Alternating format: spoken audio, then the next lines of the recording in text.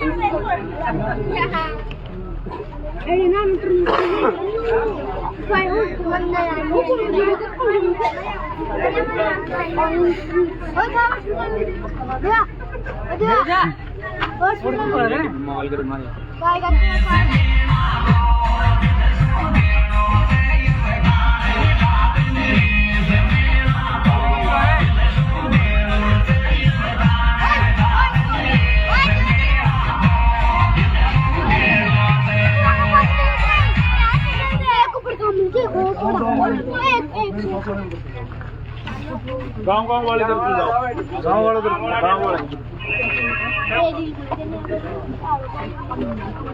गाँव वाले आ जाओ आ जाओ आ जाओ।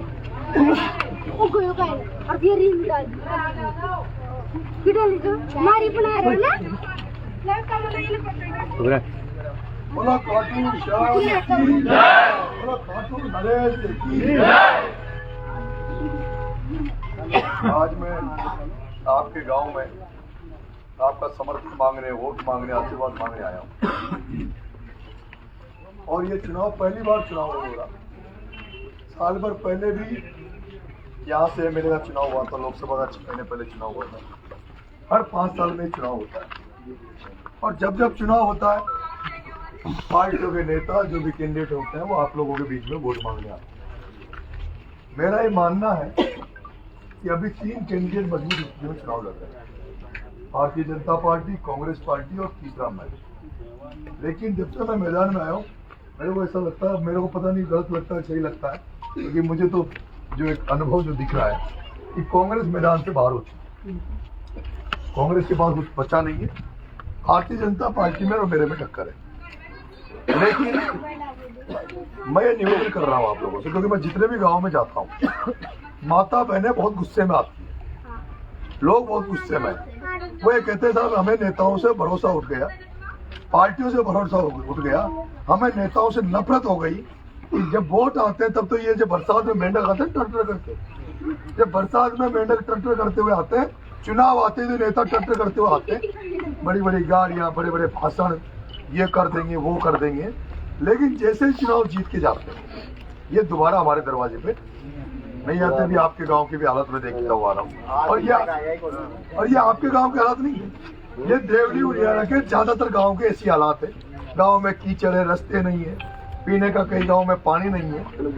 इस तरह की बहुत सारी समस्या, इस तरह की बहुत सारी समस्या हर गांव में। मैं आपसे इतना सा कहना चाहता हूँ कि अगर अब तक जिनको आपने वोट दिया, जिनको बनाया है, अगर उन्होंने अच्छा काम किया हो तब तो आप उनको वोट दें।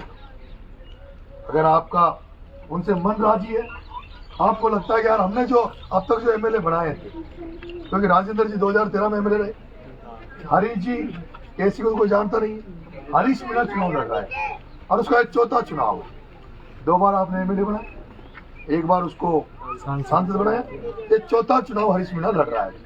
और हरीश मीणा कौन? हरीश मीणा ने जिस केसी को टिकट दिया है वो केसी मीणा 4 दिन पहले भारतीय जनता पार्टी का प्रचार कर रहा था, बीजेपी से टिकट मांग रहा था। 18 लोग कांग्रेस का टिकट मांग रहे थे, जिन्होंने कांग्रेस के लिए काम किया था, समर्पण किया था, उनका टिकट काट के 18 लोगों का उस केसी मीणा को टिकट दिया, जो बीजेपी से आकर जो बैग भर के पैसे लाया, जो नौकरी करके मलाई खा के आया, भ्रष्टाचार करके आया, और उसको 8 करोड़ रुपए लेके आपके सांसद महोदय ने टिकट दे दिया। और टिकट इसलिए दिया कि वो डमी कैंडिडेट, उसको कोई जानता नहीं है, वो सुबह 9 बजे हार जाएगा और फिर राजेंद्र जी चुनाव जीत जाएंगे। जब राजेंद्र जी चुनाव जीत जाएंगे तो जब 28 में सीट खाली होगी तो हरीश जी फिर आकर कहेंगे देखो मैंने स्थानीय को टिकट दिया था, स्थानीय में दम नहीं है, इसलिए अब तो मैं ही वापिस एमएलए बनाऊंगा।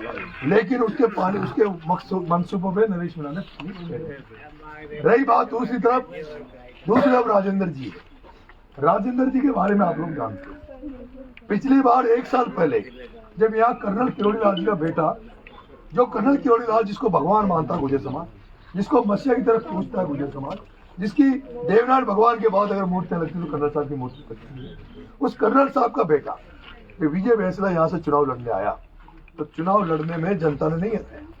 विजय बैंसला को जनता के वोटों से जनता के नहीं हरा, उसको हराने में 2 लोगों ने योगदान दिया, एक तो विक्रम गुर्जर ने और दूसरा राजेंद्र।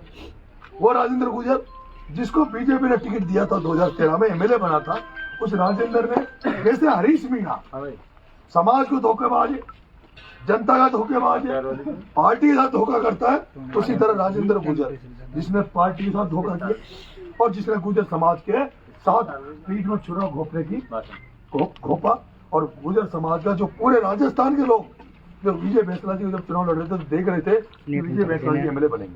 और मैं कहता हूँ आज मैं जिस मंसूबों के साथ प्रचार कर रहा हूँ, मेरे पहले अगर विजय बैंसला जी यहाँ से एमएलए बन जाते तो पहली बात तो ये चुनाव नहीं होता, और मुझे भरोसा है कि वो कुछ हटकर बड़ा काम आपके बीच में करते, आपके बीच में रहकर काम करते, जैसे कर्नल साहब ने लोगों के लिए काम किया। आज 200 एमएलए बैठे हैं विधानसभा में, वो एमएलए 4-5 को छोड़ के उनको कीड़े मकोड़े मानो आप, क्या उन 200 एमएलए में 4-5 को छोड़ के सारे कीड़े मकोड़े हैं, उनको आप गिनती मत करो। जो लोग वोटों के नाम पर, जाति के नाम पर जीत के जाते हैं, वहां जाके विधानसभा में नींद निकालते हैं आराम से, कोई लेना देना नहीं समाज से, कोई लेना नहीं एरिया से, क्षेत्र से। और जो क्षेत्र की हालत आपके सामने है, मैं आपसे निवेदन कर रहा हूँ बार बार, अगर आपको लगता है कि कांग्रेस अच्छी है, बीजेपी अच्छी है, अब तक जो बने वो अच्छे हैं, तो आप उनको वोट दो। और अगर आपको लगता है कि नरेश की बातों को सच्चाई है, नरेश हमारे लिए कुछ कर सकता है, क्योंकि मैंने एक वादा किया, कल परसों मैं एक गाँव में गया हूँ, माता बहने ये कह रही है कि उस गाँव में पीने का पानी जो माता बहने पैसे दे के खरीदती, पैसे देके माता बहने पानी पीने का खरीदती, देवली के पास वो गाँव था। मैं उनसे उसके बाद में वादा करके आया मंदिर में चढ़ के कि मैं एमएलए बन भी जाऊंगा, तो मैंने एक तो बाबा खाटू श्याम के मैंने मन्नत मांगी है कि मैं जीतूंगा तो मैं पैदल नंगे पैर एक बार तो बाबा खाटू श्याम के दरबार में जाऊंगा, उसके बाद आपके बीच में आऊंगा। और आपके बीच में आकर मैंने कहा कि जब तक देवली उनियारा के प्रत्येक गांव में पानी पीने का नहीं पहुंचा दूंगा, तब तक नरेश मीणा विधानसभा में नहीं जाएगा, विधानसभा में पैर नहीं रखेगा। अगर 4 साल भी नहीं पहुंचा पाया तो 4 साल नरेश मीणा विधानसभा में। और ये मैं भगवान के इस मंदिर पर खड़ा होकर कह रहा हूँ, लोगों से जनता से झूठ बोल सकता हूँ, अगर मैं अपने वादे से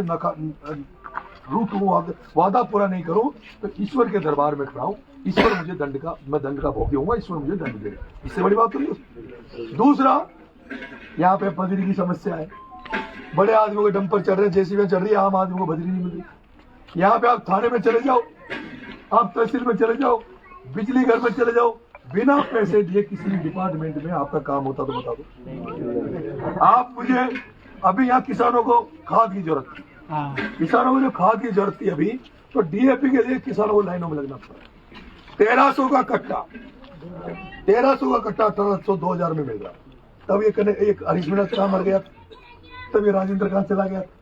मैं पूछना चाहता हूँ जिनको तुमने बना रखा है ऑलरेडी, जिनके मन में है, और यहाँ पे अभी और मंत्री आ रहे हैं और मुझे हराने के लिए 40 तो आ रहे कांग्रेस के, कितने नेता, और 40 आ रहे बीजेपी के। लेकिन मैं तो बाबा खाटू श्याम का आशीर्वाद लेके, ईश्वर का आशीर्वाद लेके, जनता जनार्दन का आशीर्वाद लेने निकला हूँ। मेरा कोई मालिक नहीं है, मेरे माँ बाप जनता है, मैंने अपने माँ बाप को जनता माना है।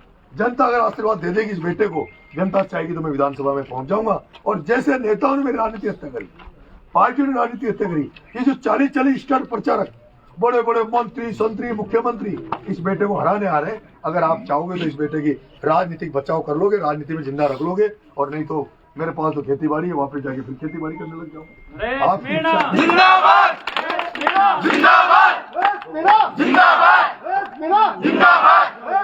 जिंदाबाद। आप लोग मेरी मदद करोगे।